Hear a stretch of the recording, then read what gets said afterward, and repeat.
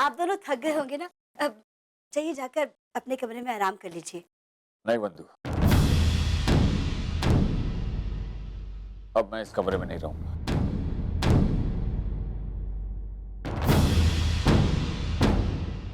मैं और सचिन आई के कमरे में रह लेंगे।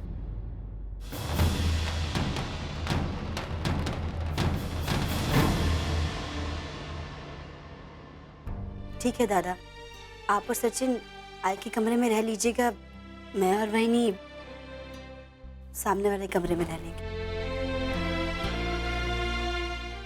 और वैसे भी 6 महीने बाकी है, क्या पता आप दोनों का फैसला बदल जाए और आप। कुछ नहीं बदलेगा आत्या।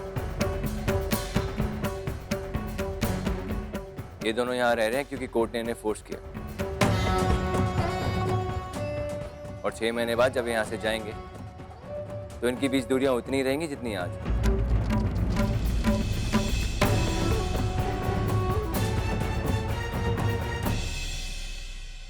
बाबा अब रेस्ट कीजिए, मैं कुछ काम निपटा के आता हूँ। मैं आता हूँ।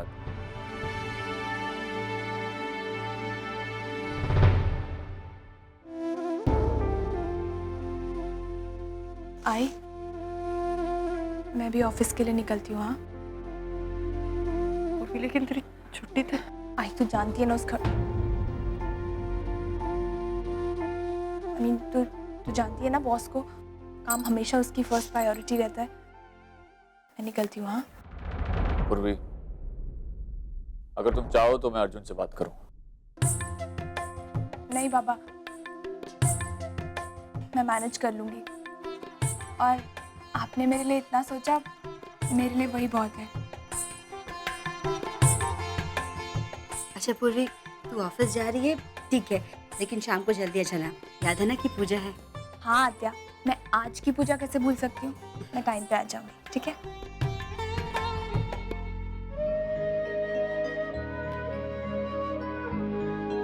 बंधु, एक कप चाय बना देगी प्लीज? सर बहुत दर्द कर रहा है। दादा, मैं आपके लिए चाय नहीं बना रही हूँ। मेरा मतलब ये है कि वहिनी आपके लिए चाय बना देगी, वहिनी है ना। अब वहिनी प्लीज आप दादा के लिए 1 कप चाय बना देंगी? आज महाशिवरात्रि की पूजा है, मुझे पूजा की तैयारी करनी है, सारे काम बाकी है। तो हाँ वंदु, मैं बना दूंगी।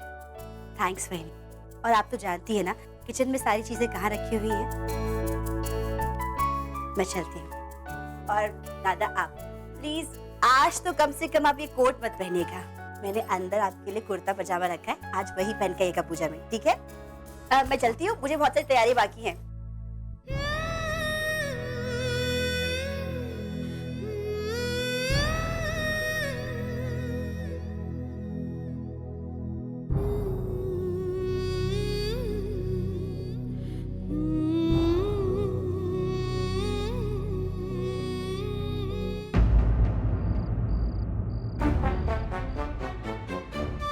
ये लो, अकल की दुश्मन किताब पढ़ रही है, लेकिन इतनी सुबह सुबह इतने ध्यान से किताब विताब पढ़ना, आखिर ये किताब है किस चीज की? देखना होगा, जरूर दाल में कुछ काला है। सविता, तेरी पसंद आजकल बिगड़ती जा रही है।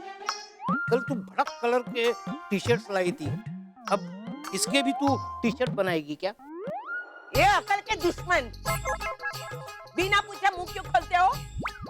क्या टी शर्ट के लिए नहीं, मेरे रूम के कमरे के लिए ये पर्दे चुन रही हूँ मैं। अरे लेकिन तेरे रूम के पर्दे जो है ना वो अच्छे हैं। अभी ना मेरा दिमाग मत खटकाओ। क्यों? ये रूम के लिए नहीं, फिर मेरा मुंबई वाला सविता सदन है ना, उसके कमरे के लिए सिलेक्शन चल रहा है। सविता सदन?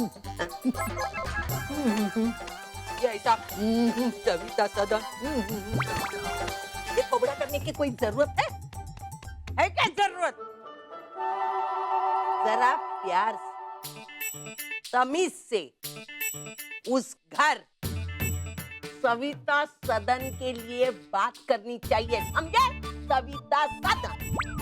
अरे लेकिन जिस घर की खिड़की तक बनी नहीं है उसके पर्दे बनाने चली है तू। इसे बोलते हैं प्लानिंग। अबे जाने दो, प्लानिंग व्लानिंग से तुम्हारा तो कोसों तक कुछ वास्ता ही नहीं है। करने दे, जिस घर की अभी शुरुआत नहीं है, पहले से नस्तर लगाने चालू किया ना, मैं जाती हूँ। ये दोनों उठा के लेके जाती हूँ, बाहर बैठ के शांति से देखती हूँ, वहां नहीं आना। हाँ, यही उठा के मारूंगी। हाँ, अरे बाप रे, अरे देवा, अरे बाप, ले जा ले। बात मत करो, दिमाग मत सटकाओ मेरा। हाँ, अरे आई आई को। अरे देवा, इस बुढ़िया से झूठ बोलकर मैंने अपने ही पैर पर कुल्हाड़ी मार ली है।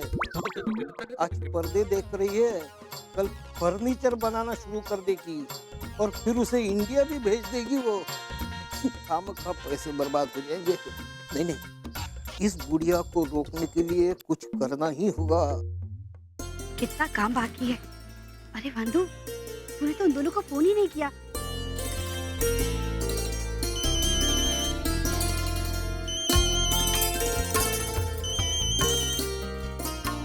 हेलो।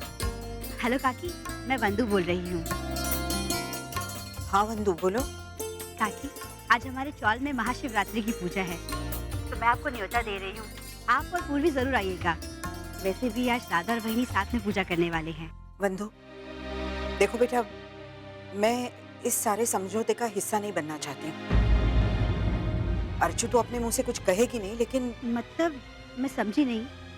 छोड़ो ना इन बातों को, मुझे इस सब से दूर ही रखो तो अच्छा है। देखो, भले ही अर्चना और मानव एक छत के नीचे रहे, सच्चाई क्या है वो तो हम जानते ही है ना। ठीक है काकी, जैसा आप सही समझे। फिर भी अगर आप आएंगी तो मुझे अच्छा लगेगा।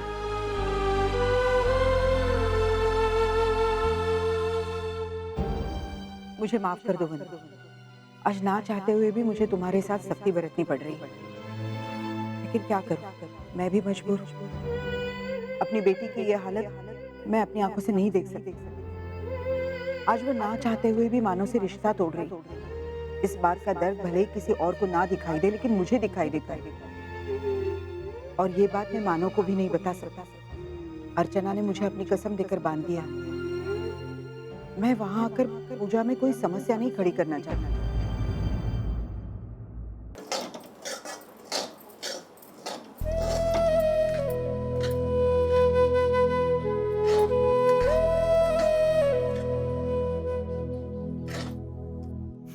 वाकई में तुम बदल गई अर्चना, इतनी कि अब महाशिवरात्रि का उपवास भी।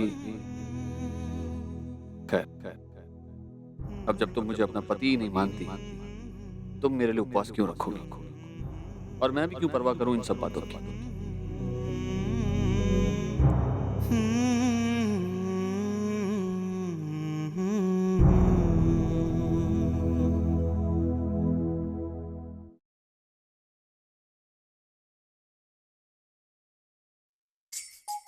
हेलो आई।